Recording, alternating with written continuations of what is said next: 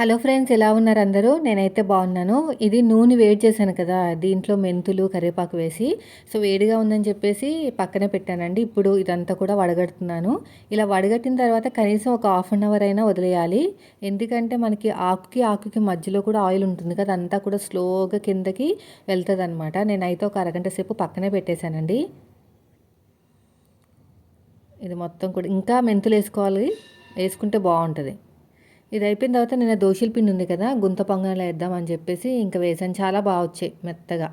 ఎప్పుడు గట్టిగా వచ్చాయి. ఈసారి ఇడ్లీ పిండి తక్కువ కలిపాను దోశల్లో, అందుకనే అనుకుంటా. ఇదివరకు అయితే కొంచెం ఎక్కువ కలిపేదాన్ని, ఎంత పిండి ఉంటే అంత కలిపేసేదాన్ని. కానీ ఈసారి ఏంటంటే కొంచెమే పిండి ఉందని చెప్పేసి కొద్దిగానే కలిపాను, అందుకనుకుంటా రిజల్ట్ అనేది బాగా వచ్చింది. ఇలా వేసేసిన తర్వాత దీని మీద మూత పెట్టేశానండి. మూత పెట్టిన తర్వాత ఒక 5 నిమిషాలు, ఒక 10 నిమిషాల కన్నా తక్కువే ఉంది టైము. చూస్తే బాగా మంచిగా రౌండ్గా నీట్గా వచ్చినాయి అనమాట. దేనికైనా ఎక్స్పీరియన్స్ ఉండాలి. కొంచెం ఎక్స్పీరియన్స్ వచ్చే కొద్దీ మనకి వర్క్ అనేది పర్ఫెక్ట్గా వస్తుంది. ఇక చూడండి, మొన్న బుక్ చేశాను కదండి డ్రై ఫ్రూట్స్ లడ్డూలు, అసలు 3 రోజులు కూడా రాలేదు. 560 రూపీస్ అనమాట.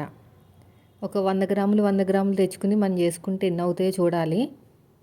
లటుకమని తినేసారు. మా చిన్నోడు తినడండి డ్రై ఫ్రూట్స్ లడ్డు, అదే తలనొప్పి. అంటే ఏవి తినడనమాట.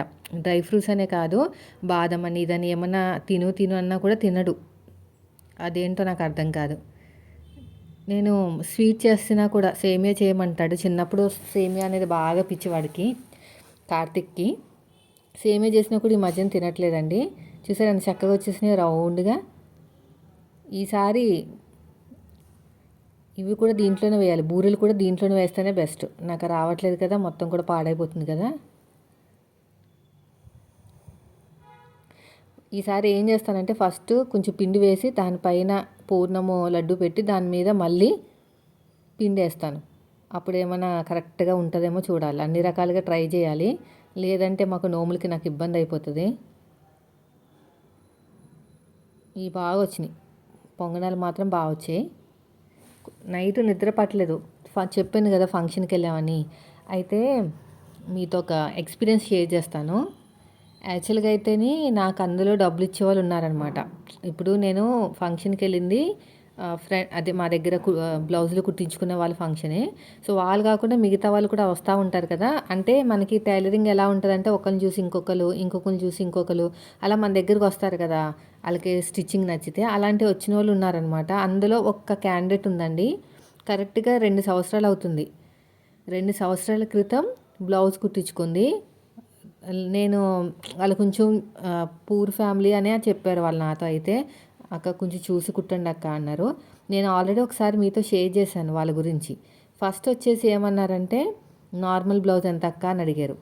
తర్వాత లైనింగ్ బ్లౌజు చెప్పాను. లైనింగ్ బ్లౌజ్ అయితే 200 అన్నారు. పైపింగ్ వేయాలక్క అంటే 220 అని చెప్పాను అనమాట. పైపింగ్కి క్లాత్ కొనాలి కదా, అది 20 రూపీస్ థ్రెడ్కి మెటీరియల్కి అవుతుంది. కుట్టినందుకు ఏం తీసుకోకపోయినా బయట అయితే 250 ఉంది అన్నాను. బుట్ట పెట్టాలక్క అంటే ఇంకా బుట్ట అంటే సర్లే ఇంకా బుట్టదేముందిలే అని ఒప్పుకున్నాను. వెనకాల బోట్ నెక్ పెట్టాలక్క అన్నారు.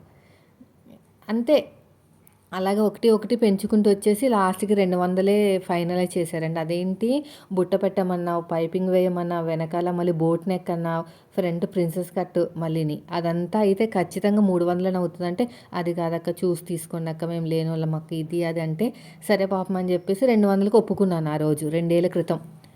దాంట్లో మళ్ళీని నువ్వే తెచ్చుకోక లైనింగ్ అన్నారు. అబ్బా మళ్ళీ అది కూడా మనకేనా, సర్లే లైనింగ్ కూడా నేనే తెస్తా అన్నాను. 250 అయిందండి.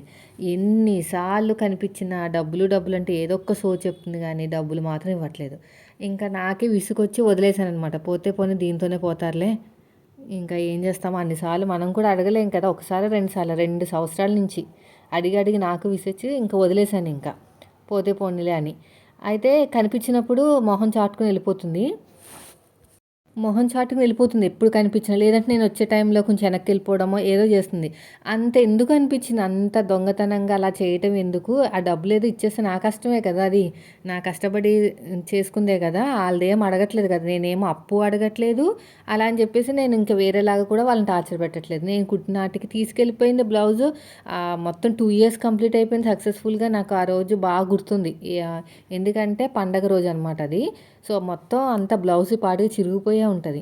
అయితే నిన్న ఫంక్షన్‌లో కనిపించిందండి. ఇంక నేను అడగలేదు. నాకన్నా ఉండాలి కదా కొంచెం. అవతల వాళ్ళకి లేకపోయినా. ఏం అడుగుతాం, ఎక్కడ పడితే అక్కడ అడగలేము. అయినా ఇంక వదిలేసాను కదా నేను, అప్పుడే పోతే పోనీ అని.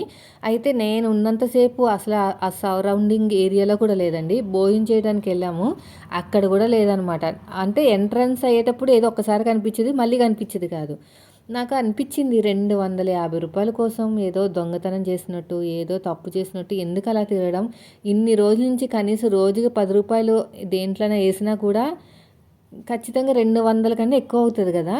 నేను అదే విధంగా ఆలోచించాను. అసలు ఒకరికి డబ్బులిచ్చేటప్పుడు ఎందుకు అంతలా బాధపడిపోతారు? ఎదుటి వాళ్ళ కష్టం డబ్బులే కదా అని.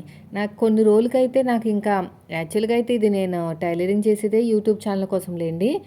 వీళ్ళతో నమ్ముకుంటే మాత్రం ఇంకా అసలు వేరే వాళ్ళ గురించి ఆలోచిస్తుంటేనే నాకే బాధ అనిపిస్తుంది. ఇప్పుడు నాకంటే యూట్యూబ్ ఉంది కాబట్టి దాని మీద ఎంతో కొంత వస్తది.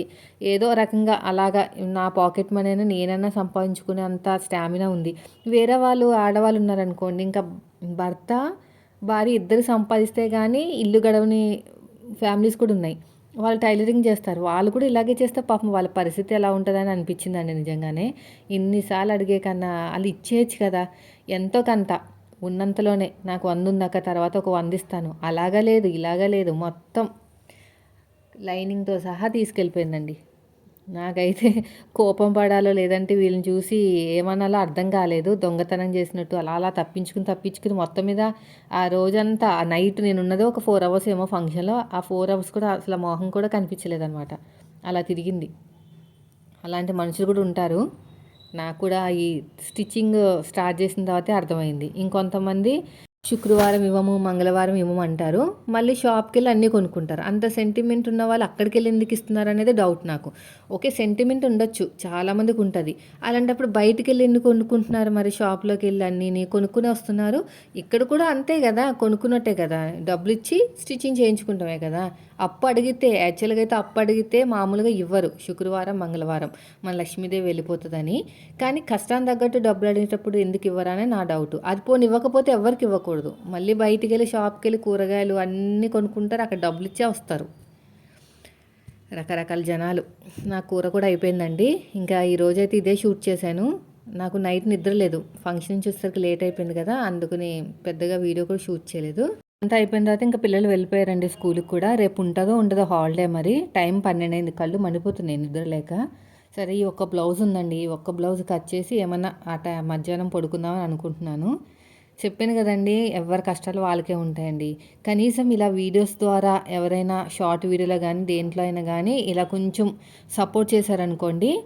అంటే సపోర్ట్ అంటే టైలరింగ్ కష్టాలు ఎవరితోనో చెప్తే కొంచెం మారతారేమో జనాలేమన్నా. షార్ట్ వీడియోస్ ద్వారా గానీ, లాంగ్ వీడియోస్ ద్వారా గానీ, కనీసం ఒక వారం లోపు ఇచ్చేటట్టే చూడాలి. అన్నేసి రోజులు ఇలాగా పెట్టేసుకుంటే డబ్బులు వాళ్ళ దగ్గరే.